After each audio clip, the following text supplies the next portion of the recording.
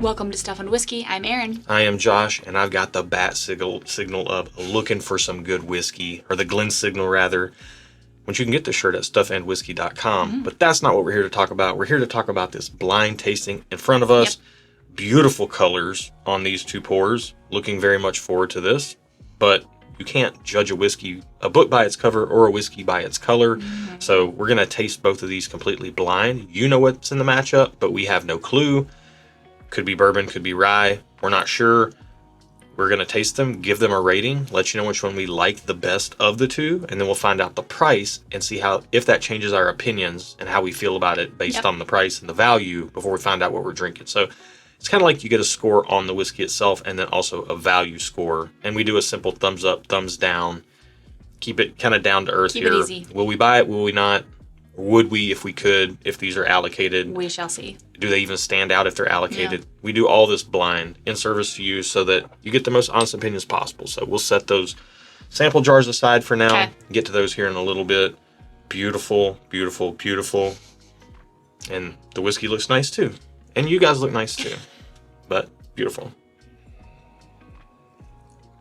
Oh, it kind of singed my nostrils a little bit.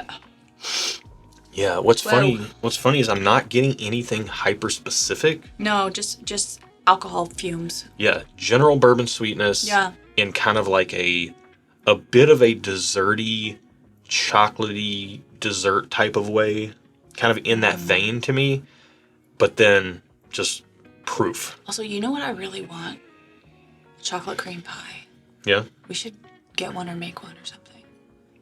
I don't even know what that is. It's like a pie with chocolate cream. You just used the exact words in the name to describe the thing. That's literally what it is. Is it like a Boston cream donut but in pie form? It's a pie. No, it's just like a chocolate, kind of like chocolate pudding, but like more solidified. What's the cream? It's the pudding consistency. It's like the consistency. Oh, the chocolate is the cream? Yeah, it's like a chocolate pie. Oh, see, I was thinking about like a cream-filled donut. No, it's not like that. My mind goes towards donuts. Maybe it's not called a chocolate cream pie. I feel like it was, though. At Perkins. You know Perkins, the restaurant? Vaguely remember. I used to always get the chocolate. I felt like it was chocolate cream pie. This feels like that to me. Like that type of dessert.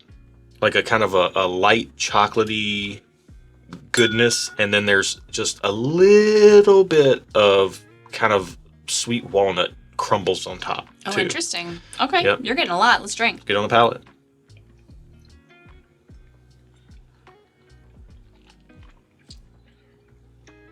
Whoa. Okay. Well, the proof gets you right away. Yeah, as I was drinking it, I got like some rocking chair vibes, and then as I was starting to drink it, I was smelling rocking chair, but then I'm tasting like cherry. Yeah, and proof. I don't know. This is I'm gonna have to have a second sip because we did warm up with something before this, but it was very low proof. We need to get acclimated to this. Yeah, this is a powerhouse of a pour, and I don't know how I feel about it yet. We need to have a second first. But it's pretty cool so far. So.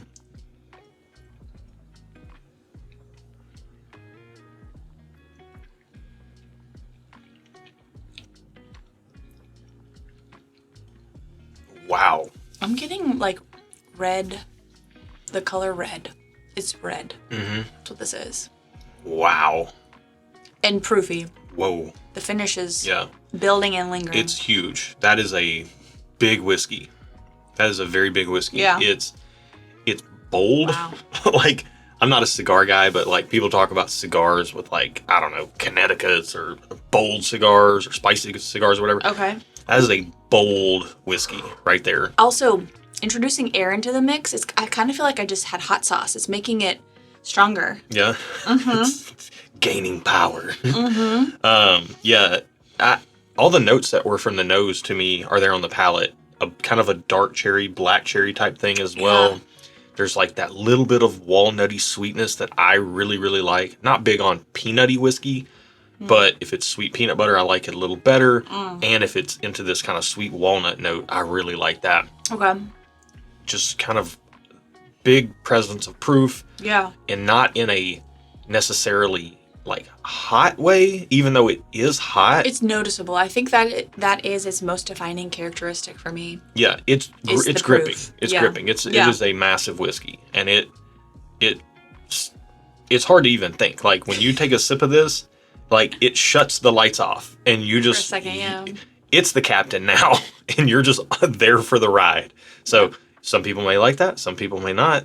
I find it to be quite enjoyable, but let's get into... You like to lose control a little bit? Yeah. You control freak? Yeah. Let me get into glass 2 with you. Cheers. Cheers. Glass 1 was pretty good. Glass 2's got its work cut out for it. This smells sweet. Like, that's the general vibe. Sweet. Why does it smell exactly like glass 1? Does it? Near enough. It does smell similar, but I'm getting a little more like... I'm getting less ethanol. I'm getting more honey on one than on glass 2, but that might be because it's like I've had a sip of it, and so for me the nose opens up after I've had sips. Yeah, I mean, I'm getting a lot of the same notes. That cherry note. You're not wrong. After sipping and going back to the nose on one just a second ago, got that cherry note. The cherry note's present in glass 2. I mean, these are... Yeah, glass 2 smells a little either less proofy or maybe a little more balanced or a little less ethanol-y. It could be any one of those things. We don't know yet, but it's coming across a little bit less old, like maybe a few years younger. It's not you, it's me. Yeah. I'm sorry. I was going to say the sun, it's late in the day, so Aaron's sleepiness is setting in. It's not late in the evening, it's late in the day. Yeah. It is after work hours, but before evening hours. Yeah, glass 2, a little bit more like cherry sweet in a brighter way, although it's still pretty dark. Yeah. And just in relation to glass 1, is it slightly brighter? But this feels like the same thing almost, just maybe like a year younger and maybe less proofy. This didn't attack my nostrils like the first one did, but it does smell very similar. Yeah, I'm even getting a little like cherry grape on this thing now too. All right. Let's get on the palate. Cheers.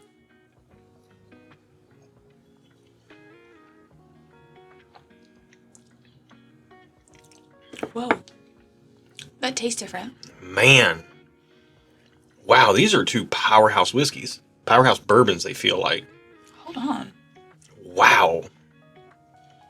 I mean, everything tracks.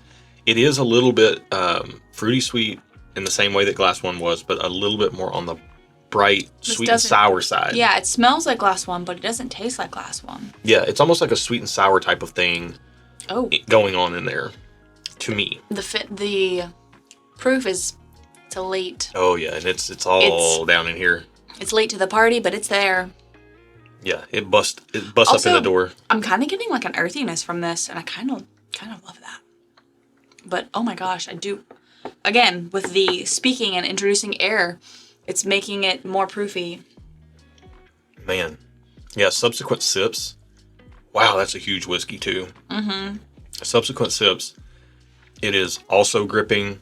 Maybe it doesn't have like the heat flash as glass 1, but man, the finish is like way down in the chest. These are both big. And back of the palate. On finish. Wow, like it's making me salivate. Keep it to yourself. In the way in which you would eat a meaty steak. Yeah. And it just like it lights everything up, and then it's like your palate is activated for more steak. That's what both of these whiskeys are doing.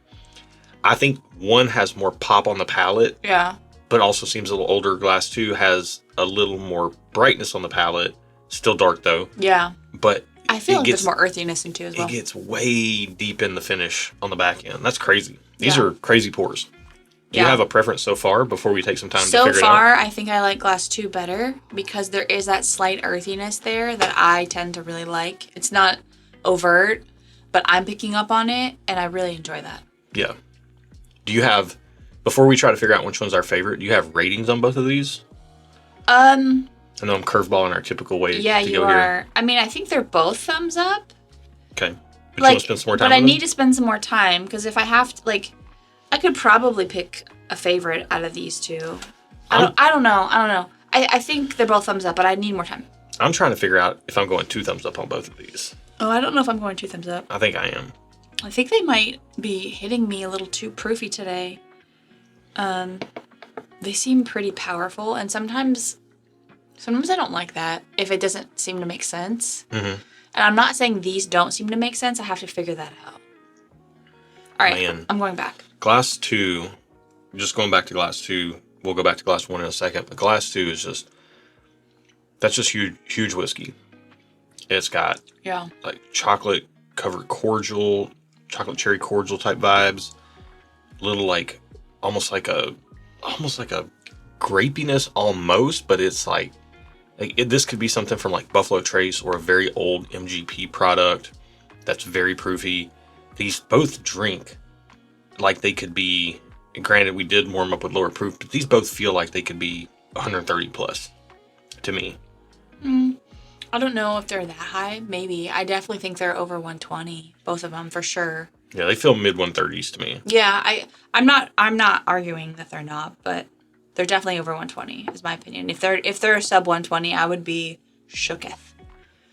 Wow, okay. Wow, I don't know if I can pick. I don't know if I can pick. Wow. That's crazy, going from 2 to 1. Mm-hmm, going in reverse order. What did doing that teach? Like, what'd you learn? It made one feel a little more balanced. Really? Kind of. One feels like a stick of dynamite went off in my mouth. But also, as I'm speaking, again, introducing air into the equation, my esophagus is on fire. Yeah. And I like high-proof things. Why am I having such a hard time with this? I don't know. I'm really torn on these two because they both, I really, really, really like both of them. I mean, I pretty much love both of these. I like them. Ooh. I like these. Would you like slip them a note in class and have them circle? Both of these. Ooh. And I would hope you are a player. I would hope both said yes. That checks out. I would hope that both said yes, and then I would figure out how to deal with the collateral damage after the fact. But you're nothing but trouble. That was when I was younger. You're trouble. I've got morals now, but and a wife.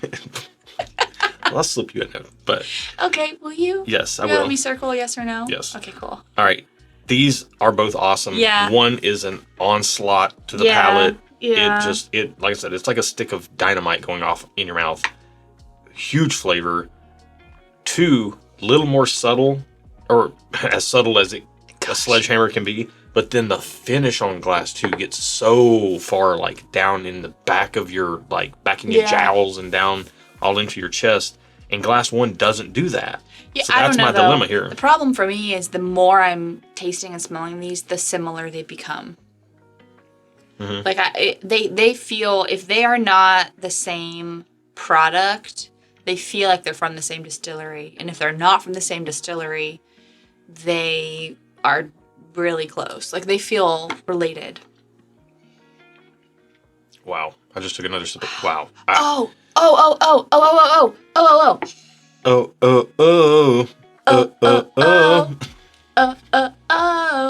The right stuff. Okay, so I used to have a strawberry shortcake doll, like a little action figure. She was made of plastic. And when you scratched her bonnet, it smelled like strawberry, like artificial strawberry. I got that on the nose of Glass 2, and it brought me back. There's a nostalgia there, and I think that just made me love this even more. So I think I might have to pick back Glass 2 just for that. And I know sometimes that seems stupid as someone who's watching, but you know y'all do it too. When there's a nostalgic correlation to something you're drinking or eating, it just makes it that much better in your mind. So don't fault me for that. But I got that on the nose of Glass 2, and so I think my preference is Glass 2, but I am going to give both of them thumbs up, and I'm interested to see how much they cost. Because if they're not too expensive, I might go 2 thumbs up on one of these. Maybe. I don't think... I'm going to guess both of these are heavily allocated products that are very difficult to get. They taste old and proofy and out of my price range. Yeah, they taste expensive. They taste more than my pay scale. Yeah. The power on one is amazing. The finish on Glass 2 is amazing. The flavor profile is so close between the two. I know I've already said that 2 or 3 times in this video. I want to highlight it again. But I'm giving both of these 2 thumbs up. These are mega bourbons. Not much does what these do, and they deserve 2 thumbs up. Yeah.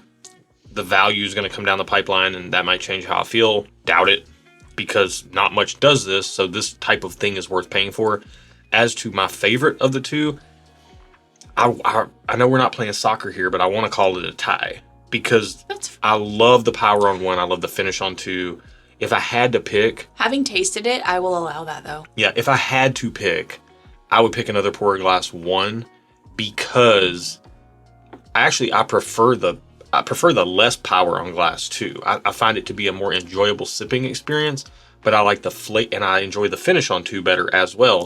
But flavor profile above all, and I do like the flavor profile on glass 1 just a bit more. So I like the flavor profile a little bit more on glass 2, which is why I kind of picked that one as my favorite. All right, let's find out the price and see if that changes how we feel. In our key, glass number 1 is number 54, and Erin is going to look without looking, and she's going to see what the price is on glass number 1. I'm 2 thumbs up. 53. Okay. She's 1 thumbs up. 54 is... Son of a biscuit. How bad is it?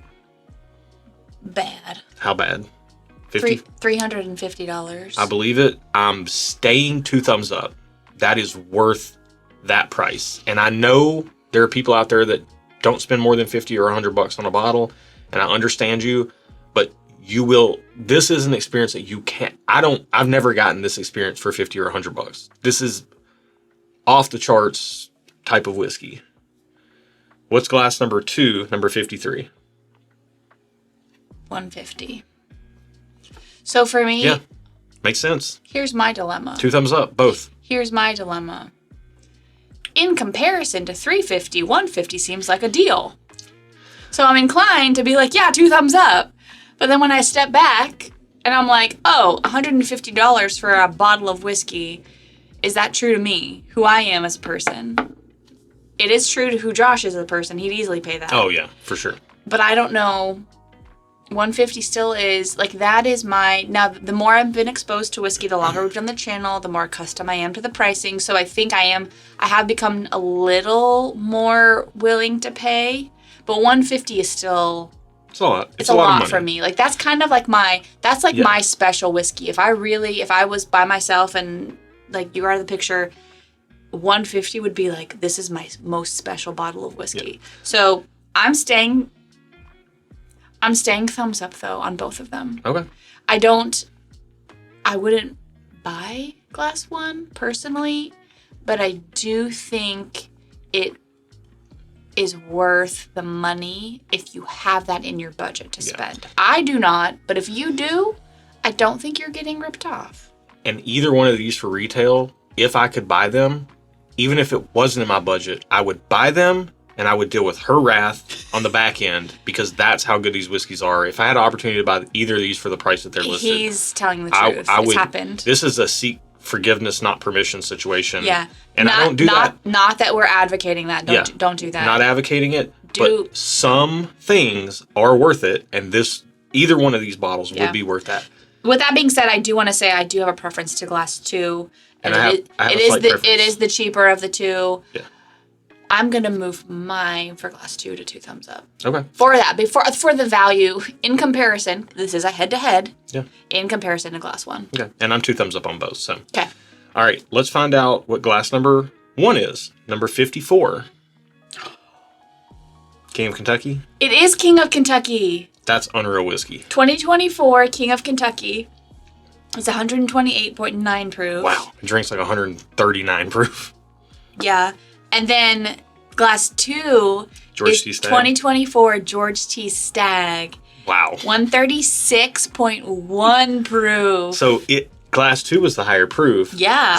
It drank more overall balanced. It did drink proofy, but it drank overall a little bit more balanced and less hot. Mm-hmm. It had that kind of sweet and sour thing going on, whereas the King of Kentucky just straight up was just dark and rich and powerful.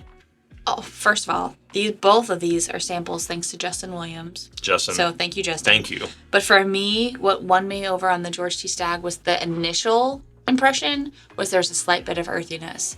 And then after I'd had a few sips, there I got that strawberry shortcake vibe thing that I said. And for me, I couldn't escape it. It was going to win. It was going to win. Man, this 2024 King of Kentucky is the most adjacent or close to Buffalo Trace type of profile that I've ever had. Who like sometimes they're makes very King of Kentucky? Brown-Forman, Old Forester. Brown-Forman makes King of Kentucky? Yes. Oh, Yep. okay. So King of Kentucky is essentially 14, 15, 16-year-old Old Forester. The 16-year or the 2024 release is 16 years old. George T. Stagg is 15 years old. It is younger. I did call that out. I'm not saying I called that out, but I did. You did literally just say you called that out. Yeah. Yeah. Literally. It's just 1 year, so it's not a big deal. It's what do they say in the pharma world? I used to work on pharma. They're like it's inconsequential when data points were like marginally better but they didn't matter. So sometimes in our matchups, oftentimes they're available versus allocated, but sometimes we have to put in like 2 stinkers against each other. Sometimes we have to put in 2 allocated pours against each other. We have to have those types of matchups in our pool to keep us on our toes.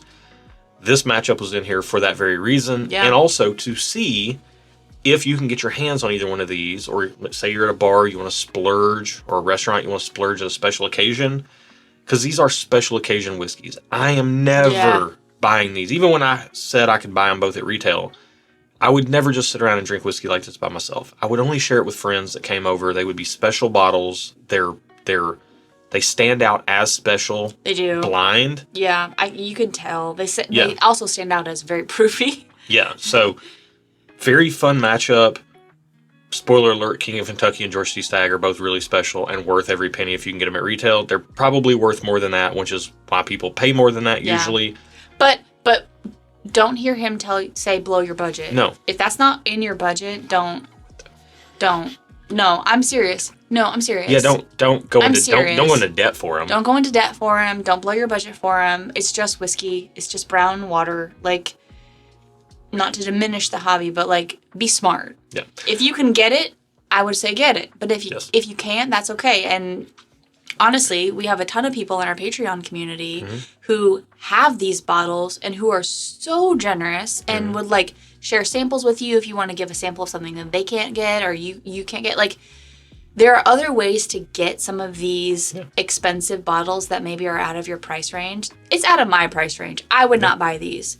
Josh would save up his fun money and probably buy one of these if he could, but he always spends it every month, so he never has any to save up. Right. To your point, patreon.com/stuffandwhiskey. That's where our Patreon community is, and our Discord tier is $5 a month. That could get you plugged in there. If you don't want to be part of the Discord and the community, you can just support the channel for $1 a month. That gets you some behind-the-scenes content, some live streams, additional live streams. Helps, to be honest. And we do barrel picks. We go to distilleries, we put our stamp of approval on the best barrels we can get our hands on, and then we make that available to our Patreon community, our Barrel Club members in the $10 and up tiers, and then if things don't sell out in those tiers, they do go down to the $5 and the $1 tier, as well as even the free tier. So all that stuff happens over on Patreon. We do have an Old Forester pick coming up called King of the Forest that has a cherry vanilla type of note that is in a lot of King of Kentuckies. I'm not saying it tastes like a King of Kentucky because it doesn't. It's only a Blue Label Old Forester pick, but it does have that specific note in it. It's reminiscent. Yes, of at least that vibe. note. Yeah. So King of the Forest is coming soon. You can get that over through Patreon, patreon.com/stuffandwhiskey. Yeah. Again, you can get the Glen Signal glasses or Glen Signal shirts over on stuffandwhiskey.com. This one and the other Batman shirt are the 2 best sellers on our website. We have 2 like Batman vibe shirts. Which we can thank Justin Williams for this idea because it came about with a conversation that him and I had. So we can thank him for this pour and we can thank him for this shirt. So thank you, Justin. And these again are at stuffandwhiskey.com, as well as glassware. These glasses with our engraved logo are Patreon releases periodically for purchase, but we have other glassware on the website as well. You can check it all out over there. Like the video if you liked it. Subscribe to the channel if you like honest opinions like this. I do know these are hyped whiskeys. We did remove all that hype to taste them blind for you, but sometimes the good stuff actually does deliver, and both of these are 2 of my favorite bottles on planet Earth every single year. So I'm not surprised I loved them. Yeah.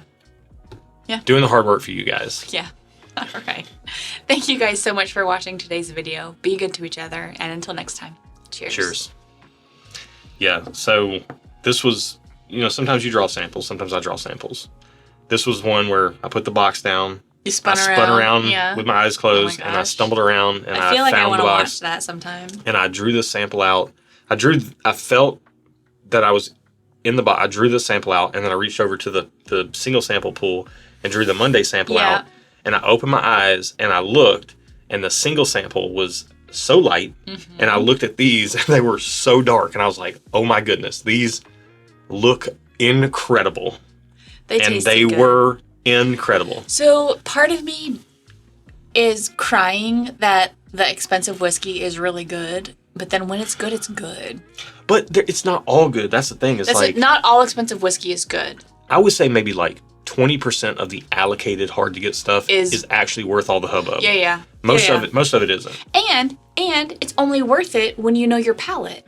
Right. Because there's so many people, if you like smooth whiskey, easygoing whiskey, these are going to blow your face off. Yeah. So that's the thing is like experiment with like the less expensive stuff until you know what you like. And then once you know what you like, if you want to like spend a little more, you're going to be a little safer doing that because you know what you like and you know you have a higher likelihood of liking what you buy. Yeah.